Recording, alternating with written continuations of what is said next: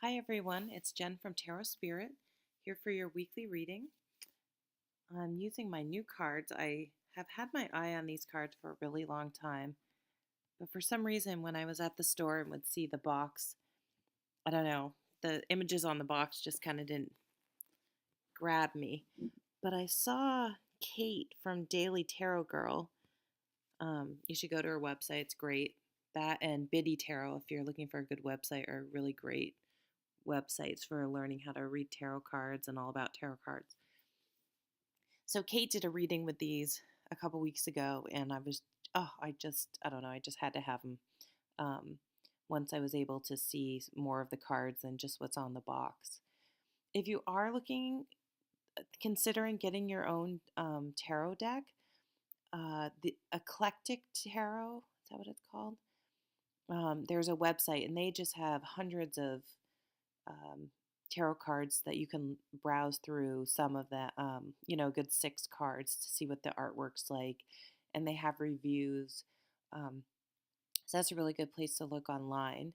And if you have a local store, spiritual store, sometimes they have them so you can actually look through like what do I want to say, a test deck or whatever you want to call a sample to actually look through and check out the artwork and just see what you like. There's no right or wrong or anything, just whatever sort of catches your eyes um, is the deck you should get. um, so this is the Wildwood Tarot, and it's very, I guess the word I would use is organic, and I love it. So let's start with the first card. So the first card is the Archer. It's number 7. And this would be the Chariot. And it's interesting because this picture is so different than the Chariot. It almost throws me off a little. Um, so it's called the Archer. But I think if you think about the arrow itself, the suits in this deck are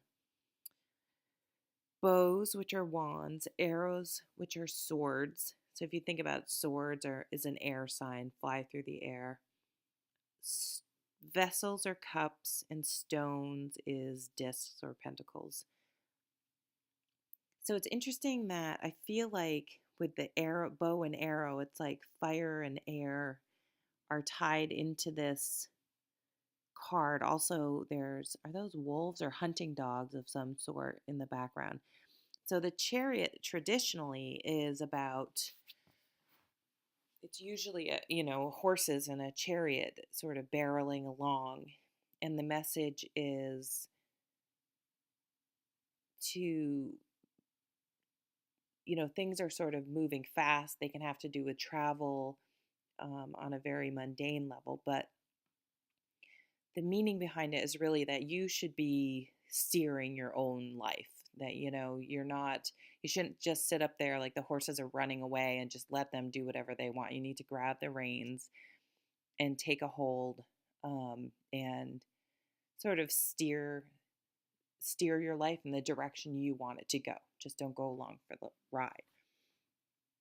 So I'm not really sure. I'm still getting to know these cards. This one actually is interesting that this came up because this was particularly uh, not confusing, but I'm just not sure of the interpretation.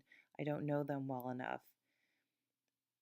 But I guess, yeah, I'm gonna go back to that because I'll see what the other cards are like and see how to tie them all together. But I think that's interesting. I think this is a woman, and I really like that because it, traditionally you would think of a hunter as being a man. So this lady is out here hunting, taking care of herself. So I think, maybe that's a good interpretation. She's steering her life because she's not waiting around for someone else to provide for her. She's going out and securing dinner, and her, nourishment all by herself. So let's check out the next card. And I love about this deck too is they have animals. After a while, all the people in the regular tarot deck honestly can get a little they can kind of all blur together for me. It's just people, especially when you get a lot of people, a lot of court cards in one reading. It's just, I mean, it kind of makes sense because, of course, in life there are people all around you. So it, it does make sense, but it gets a little, I don't know. Sometimes it's just hard to tease them out exactly, what it means and sort through the different people and really see a distinct difference between all of them. So I like that this deck uses animals. So this is the Knight of Arrows, which would be the Knight of Swords, and it shows a hawk. And I think this is just perfect. If you swords are very analytical, there's are very they don't tend to be emotional people. That in fact they can come off as cold and they hurt people that are emotional. They will really hurt their feelings, not meaning to. They're just very clinical and exact. This would be a lawyer, right and wrong, not too interested in or tolerant of emotions. So the hawk is a true predator, and they see things very clearly from very far away. So they do not allow, a predator doesn't feel guilty for shooting its, I mean, shooting. Looking at the arrow for killing its prey. It's hungry and needs to eat, and it it's very logical. I need to eat something. I need to kill it, and that's the way it's going to go. So it's interesting. It sort of ties into that first card where I just talked about hunting. So I'm talking about hunting for the second time. And being that these cards are very organic, that kind of makes sense because we can pretend, we don't hunt nowadays. We have other ways of getting our food, but up until recently, I mean, it's very normal for people to go out and hunt. And I know a lot of people in Vermont still rely on hunting season and getting a deer for feeding their family through the winter. It is actually somewhat still real here, and especially in developing countries. So this person is going, and the knight always talks about change. So if you're looking to make a change in your life, you would do well to try to we talk about this a lot, set your emotions aside and maybe be a little it may seem, if you're an emotional person, a little heartless, and it's not that you're not using your heart, it's just you're making the decision with your head. And they don't necessarily have to conflict. It's just you would do well, whatever's on your plate right now, to make a very logical decision that doesn't involve your, letting emotions steer you. So we'll take a look at the next card here. And we have another, the Three of Arrows. Interesting. So each card has either, if it doesn't have an arrow in it, it is an arrow card, which is a sword card. So the Three of Arrows, the Three of Swords, usually, and I like to, sorry, I'm jumping all over the place.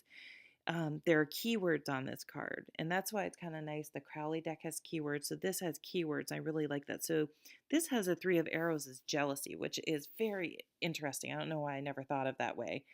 It makes sense because this can talk about having a broken heart. So, for example, if your significant other or former significant other all of a sudden is seeing someone else, that can be pretty heartbreaking, whether you want to be with them or not. It can make you jealous, logical or not. So I think the message behind this card is really that. So let's use the example of if someone, an ex boyfriend or girlfriend of yours, is now seeing someone else and you're feeling very jealous. Okay, that's being emotional. Now, let's think about the way a sword would think about it. if you take away those emotions, is it logical to be jealous? I mean, you can understand, you know what it feels like, but does it really make sense? I mean, do you want the person back? Probably the answer is no. No. Then, do you want them to be unhappy? No, probably, I don't know. If you're jealous, I mean, if you don't like the person whatsoever, you won't be jealous. So if you're jealous, there has to be some sort of feelings there. But if you don't want this person as a romantic partner, and you do still care about them on some level enough that you're jealous, well, don't you want them to be happy? I mean, if you're being logical, yeah, of course you want them to be happy. So maybe if you sort of try to talk yourself through those, being very rational, once you think about it that way, it's like it'll be easier to sort of let go of those jealousy, that jealousy, those feelings. And that can really be applicable to anything.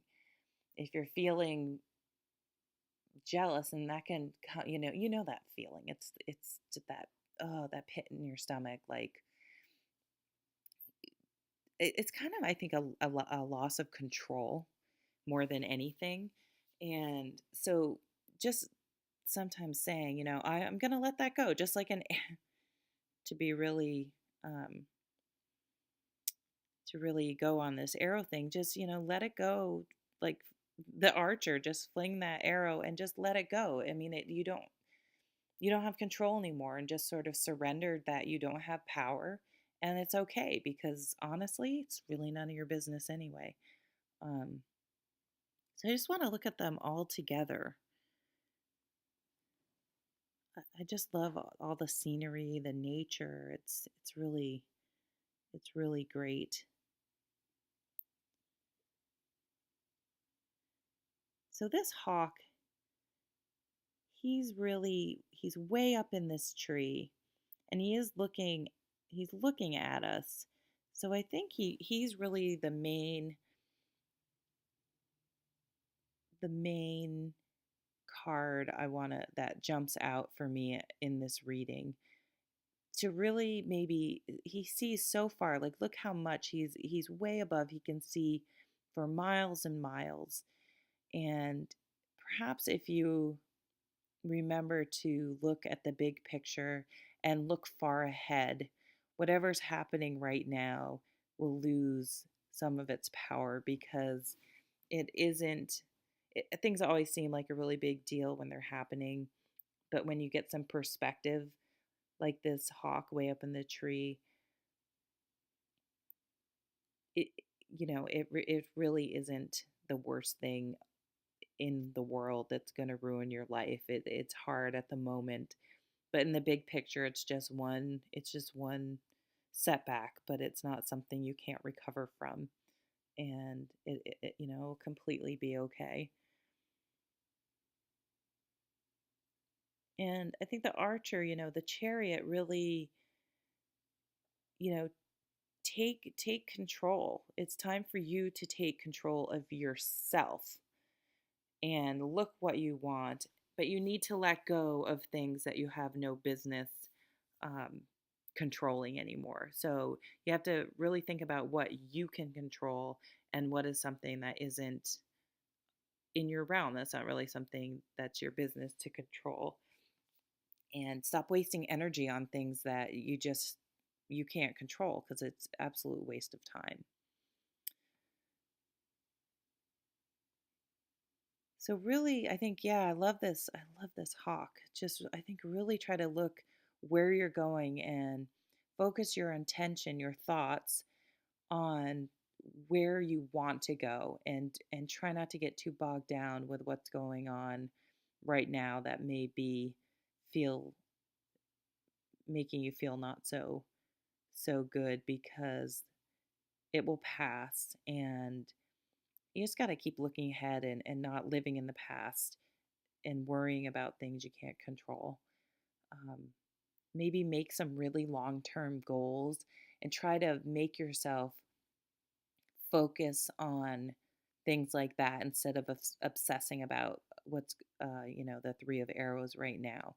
And Because we're, if you're sitting there obsessing about feeling jealous and letting that eat away at you, that's what you're going to be thinking about. So if you can just sort of train your mind to look at, think of something else, just focus, say, okay, you know what? That's distracting me, but I have all these other goals and things I want to do. Pick one and just start thinking about that, and make yourself become obsessed with that. And it's a productive thing to obsess about instead of something that you can't control. So I'm just going to throw up a couple more of these cards just for fun, just to look at it. So that's the King of Vessels is a heron. So it's a water bird. I love that. That's the Death card. It's called the Guardian. The Five of Stones, Endurance. Oh, see, that's a wonderful way to look at that card. There's the Queen. She's a fish, of course, a salmon. The Woodward, so that's Justice. He kind of looks like maybe a shaman, or maybe the chief leader of a tribe that would be the one that would make the decisions. The Ancestor, that's a